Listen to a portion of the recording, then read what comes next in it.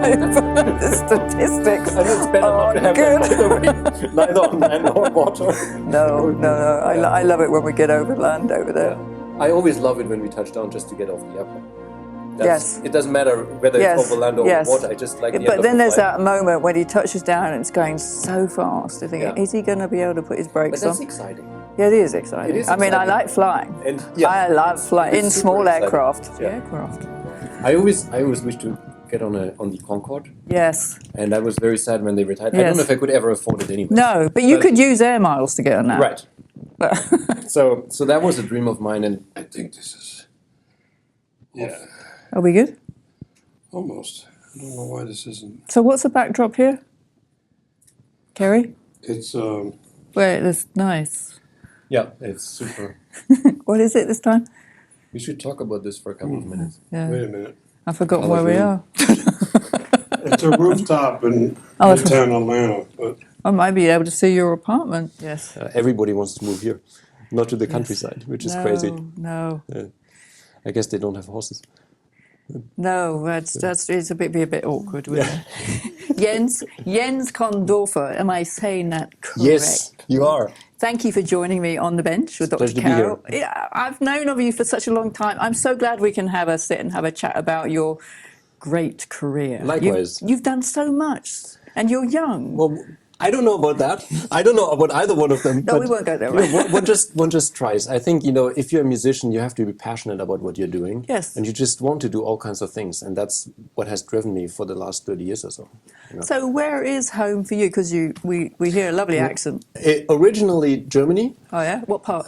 Bavaria, Nuremberg. Okay. Yeah. But I left in 2002. I went to France first for my studies. Then I spent a year in Japan in a concert hall, which was absolutely amazing. It was Yes. a dream for a young musician. Yes. And then I came to the States in 2007. Yes. And first as a student, then I went to Canada where I met my wife. Yeah. And then I came to Atlanta for Okay. the job that I've had for the past 11 years.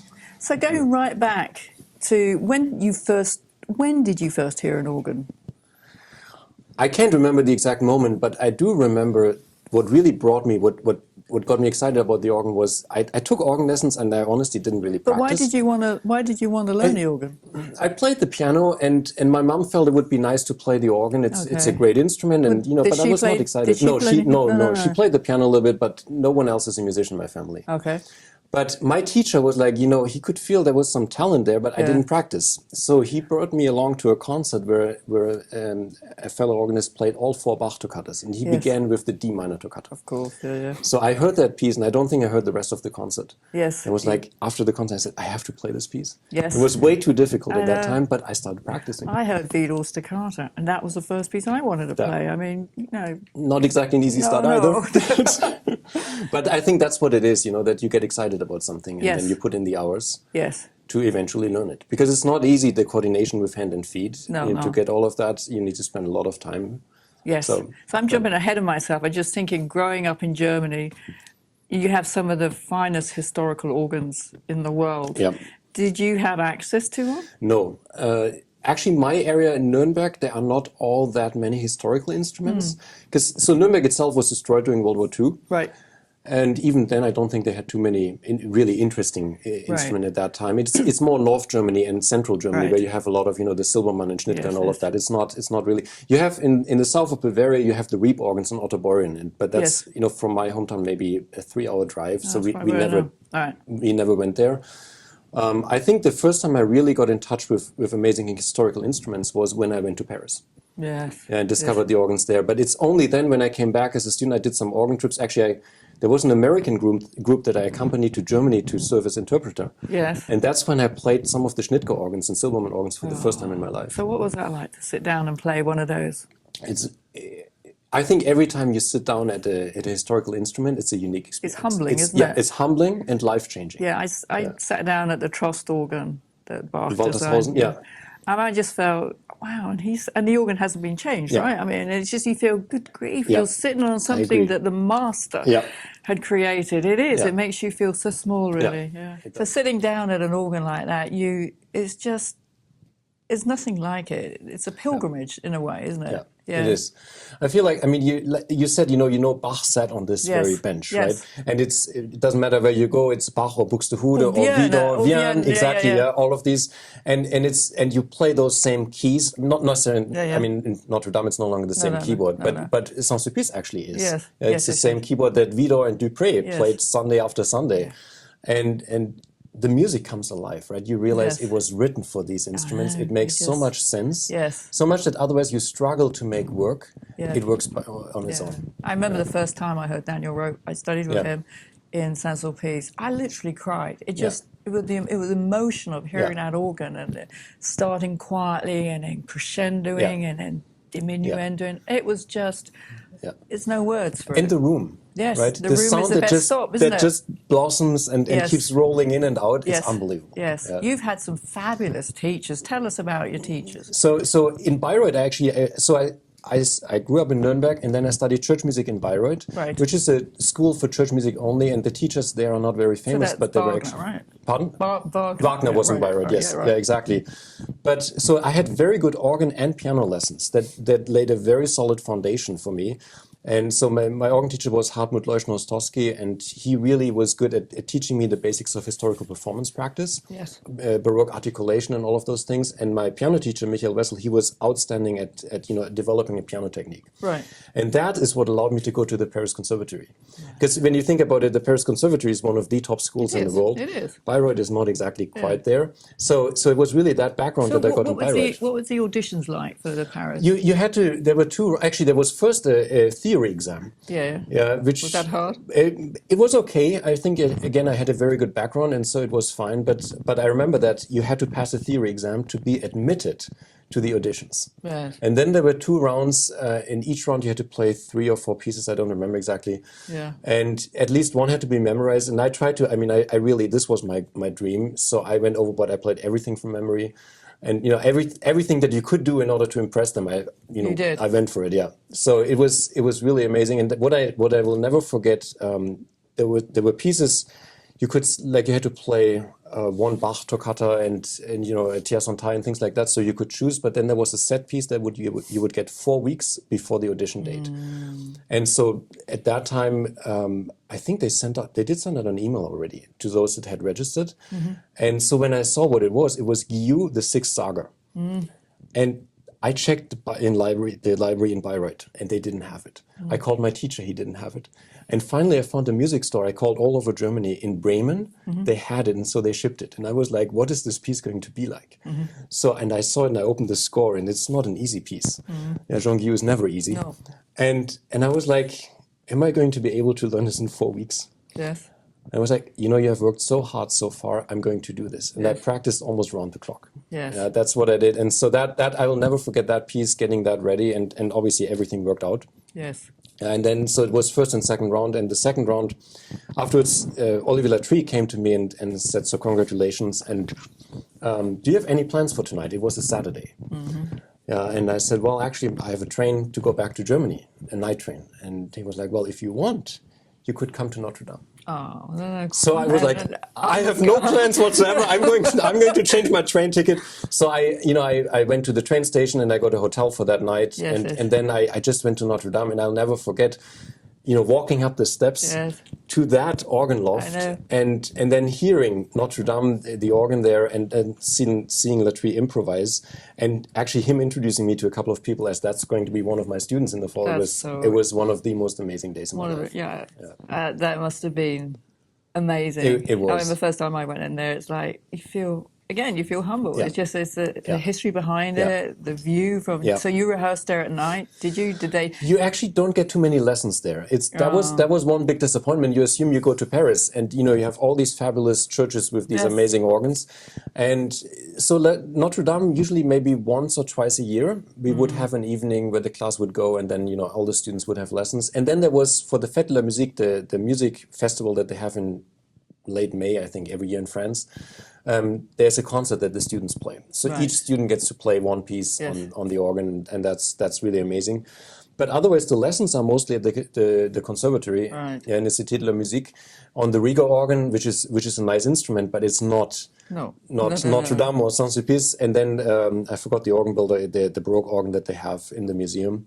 So that's where you really have all your instruments, So you all speak your lessons. French. You obviously speak French. I did have French in high school, and then it really helps. Because the French, even if they speak English or German, they don't want to do that, as I'm sure you know as well. That. Yes, so, and Latry, actually, he asked me, because he does speak German and French, German and English. Right. And so he was like, do you want to have your lessons in French or in German or English? And I was like, no, I want to have them in French. Yes. Because that's, if you live in France, you have to learn. You have to be part of the so culture. it was not easy at the beginning, but you learn. And and then you studied with James David Christie. Yes, yeah. Great guy. So after I finished at the Paris Conservatoire, we were kind of, Olivier Latry, Michel Bouvard, we were talking what to do, and they said, well, why don't you go to the States? And James David Christie, in Oberlin. And that was very interesting because, so obviously in France, I studied a lot of French repertoire. We did some Bach and, but the focus was mostly on French music. And then Jim Christie, as you know, is really a specialist in the German Baroque repertoire. Yes. And I would say I had a good foundation from Bayreuth, but he is the one who really put on the finishing touches for playing Bach and Buxtehude and Scheid and the whole North German school. Yes. So that was really interesting for a German to come to America. And, they have the instruments in Oberlin, which are perfect for that kind of repertoire. So that was a very, very nice experience to, learn that, to return to the Germanic repertoire after having studied in France. Word that comes up when I read your resume, which is incredible, eclectic. You obviously love all different types of music. Yeah. Do you have a passion for one type, or is it all? I mean, if you know the desert island question, I think probably romantic. Yes. Yeah, that is where my heart and soul just resonate the most. But I actually had speaking about Paris, I had one funny experience. When I went there, obviously I assumed we would do all, Vian, Vidor, Messiaen, all of that repertoire. Sure. And Olivier Latry, at the beginning, he said, no, we are going to do French classical music. No. Yes. And for one semester, I played Couperin, Marchand, Duguenier, and all of that. And the funny thing is, I didn't even miss the romantic music. I got so much into it. I had harpsichord lessons at the same time, and same thing we did also, Prélude non mesuré. It was absolutely amazing. And so I really discovered the rich world that is in the early music. Yes. And then, of course, we did romantic repertoire, and that was great. But so I really do love everything, and not just traditional. Like I play on the organ, I play from the Renaissance till contemporary to world premieres. But I also like to do non-traditional repertoire. Like I've done music from Lord of the Rings, Les Mis, Phantom of the Opera, and all those things, which I think works really well on the organ. It does. And it brings in a different crowd. Yes, it does. Which is also very good. It's all one language. Yeah, it is. I think we have to be able to speak it all. I don't think we can have to. Well, be able to just specialize in one area. I agree. It's very, very hard to do that. It's very hard. I think it's if you are too much in your ivory tower, it's dangerous. Yes. Yeah, because there are not enough people around anymore who feel like Bach is the only thing. Yes. Right. Yeah. I mean, it's totally changed, isn't it? As amazing as Bach is. Yes. Yeah. But I think you have to try to show them what else is there. Yeah. And then they will listen to Bach as well. Yes. Yeah. If they come for Lord of the Rings and then you also play Bach. Yes. They will realize it's actually great music. Yeah, and some of it comes from that, doesn't it? Yeah. Do you have a favorite organ? Same thing. Yeah, I guess that. Every time you sit down, you like. Last year I played in Bordeaux on the Dombedos organ. So you sit down on that instrument, and I played Couperin from the Messe de Paras, and it's just it's again meant for that instrument. It's perfect, and the sound of that plenum and the conjure and everything is absolutely fabulous. Yes. And then you sit down at the romantic instrument. I was Toulouse. Saint-Saëns is another one, and how can you say which one is better? I know. It's impossible. But people like to think you have a favorite instrument. Yeah. It is very hard. I can't say I have a favorite one. They're all different, a bit like people, isn't it? Everybody's different. Yeah, and there are some things you can do on on one instrument, and others that you can do on another. You can always try to make everything work on any instrument, right? But it's just sometimes it works more easily. Yeah. It's kind of a natural marriage. It right? is. And sometimes it isn't. It is. So how long have you been in Atlanta? That's hard to say, in Atlanta. In Atlanta, almost 11 years. I started in September 2012. And you've been where? At First Presbyterian Church, And so at first I was the organist, and then after 3 years I was promoted to director of music and organist, which I've done for the last 8 years. And then I actually started teaching at Georgia State University 5-6 years ago, or something like that. Yeah. So that that is a lot of work there. That was, yeah, I mean, it was my choice to do that, right? And I loved everything I could do at First Press. We renovated the organ, and I know you have a big project going on right now with the same company, actually. Yes. Yeah. So, and it's always exciting, but as you know, there's so much, you have to check all the plans for what can be done, and there's so many decisions to make because you have so many options, which is exciting, but also daunting because you want to get it right. Yes, you don't want to spend too much money, but I mean... and you want to keep it within budget because organs are not cheap. Yeah. So that was really good. And then, the concert series really grew. We did so many things with, chamber music groups here in the Atlanta area with the symphony orchestra, which was a total dream. And then Challenge the Stats, a group that promotes African American Latino artists. We started a collaboration with them, which was very, very beneficial for everybody involved. So that was, at a church in addition to worship, right? Regular Sunday mornings come every 7 days. Sure. So that's something, and at big church, as you know, there's the expectation that you have beautiful music every Sunday. Which is wonderful, but it's a lot of work. And then the teaching, you have to, recruiting students, preparing the curriculum, and all of that it takes some time. Yeah. So you got a big change coming, haven't you? Yes, I do. So I will start at Baylor University on August 1st. Right. We are actually in the process of moving. We found a place in Waco. Nice. And we are selling our condo here on June 6th and buying a house in Waco on June 12th. So that it lines up. It's an absolute miracle. That's wonderful. And then we're actually renting back our condo here and we'll move on in July. Yes. And so we are kind of, we are now really preparing everything for the move. And I prepared at Baylor. Yeah. Yes, it's a lot of work moving across anywhere. As you know, yeah. Across the street is that, but I mean down there, new job. We don't have 4 horses, so that helps. They stop me getting grumpy, right? They level me out. Yeah, but so it's super exciting. I mean, I love teaching. Yes. I've done it, privately for 25 years or something like that. As a student, you start teaching. And I always love doing that, and I love to connect with the students. And I find actually the questions that students ask make me a better performer. Yes. Because you reflect on what you're doing. Otherwise, you just, you do your own thing. Yes. Yeah, and if a student asks, well, why are you doing it this way? Yes, that's then cool. you have to think about it, and you have to Yes. explain it, and I love that challenge that comes with that. I had one teacher say, David Sanger said to me, never stop being a student. Yeah. You just keep learning, and it is. You just keep ferreting around for information. Yeah, and you find new information, Yes. right? Yeah. It's not just finding the old information that your teachers taught you when you were a student, and that is still somewhere in the back of your head or your mind, but it's finding new information. Yes. Yeah. So what would be your advice to somebody thinking of coming into the music business, be an organist? What would you say to them? I would say be open to as many different currents of music, to as many ways of making music as possible. Yeah, I think being an organist has always been a job where, if you compare it to a symphony musician, if you play the violin, I mean, usually what you do is, if you get a job in a symphony orchestra, you play all your subscription concerts and you teach a little bit on the side, and that's kind of that's it. As an organist, if you look back all the way to Bach, it was always more than that. Yes. Yeah, you would play concerts not at the time of Bach, not really. That started later, but there are the concerts. Chamber music, not so much, but that's actually something I find it's really good, because working with other musicians teaches you again a lot of things. And then obviously the liturgy. Yes. Playing in worship is something that most other instruments don't have. And it's a very interesting experience that allows you to do a lot of things differently, to explore different repertoire, and to think about what can I do with my instrument, because in the end, it's not about the organ in itself, but you're accompanying the congregation. You want them to sing. Yes. Yeah, for example, so how do you do that? Yes. It's not necessarily by always pulling the shamats. No. Yeah, I mean, that is very effective sometimes, and they love it. But if so you have to think about how do you use the organ, and what do you do with hymns. Yeah, I always find it exciting to be creative with hymns, because there's so much you can do. Yeah, and then if you work in a church, usually at least bigger churches have concert series. Yes. Yeah, again, that's something you're kind of the impresario, the artistic director, which is super exciting because you have a lot of freedom and flexibility of developing your own vision.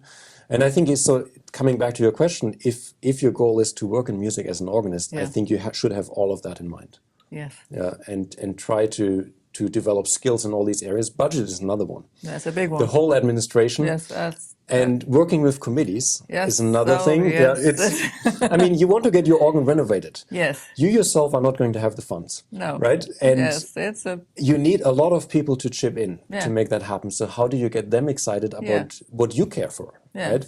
I mean, that we think we should spend millions on an organ is normal. Yes. That everybody in the congregation agrees with you is not normal. Yeah. So how do you get to that point? That's something I find that really interesting, and there are so many different aspects to the profession of organist. So you are a really busy person. We can just tell by everything you're doing. Do you I think have everyone is. Do you have any hobbies or any what? So I love to read. Yes. That's one thing I do a lot. Actually, I go through a lot of books, and you know, I love to read classic literature. So the Thomas Mann and Dürrenmatt and all of the, you know, especially German, but also American and French literature, but also the, you know, John Grisham and things like that, just to relax, which is great to, you know, just especially on a plane. Yes, on a plane, it's the flight all of a sudden is over. You know, you don't even know. You get on the plane, you start reading the book, and you're halfway through, and you're in Europe. And the other thing is, I like to swim. Yes. We right now in the building we live in, there's an indoor lap pool, which is amazing. I go almost every day, and I have a road bike. That's another thing. I mean, cycling in Germany is a big thing. Yes. Like growing up as a kid, I would go to school, to church, everywhere I would go. It was by bike. That was just the thing that you do. And so here a couple of years ago we decided, because I love cycling, not just have a city bike but a road bike, which is a lot of fun. But here you have to be careful. It's kind of dangerous. What are you going to do in Waco? We have to see. I mean, there is a pool in Baylor University, so definitely I will continue swimming. That's something. Cycling, I think along the river, you can cycle. That should be quite nice. That'd be very nice. I have to find out. But another thing is, there are apparently boats that you can rent, and not just sailing but also rowing boats. Yes. Yeah. So we'll see that there are opportunities there that we didn't have here. Yes.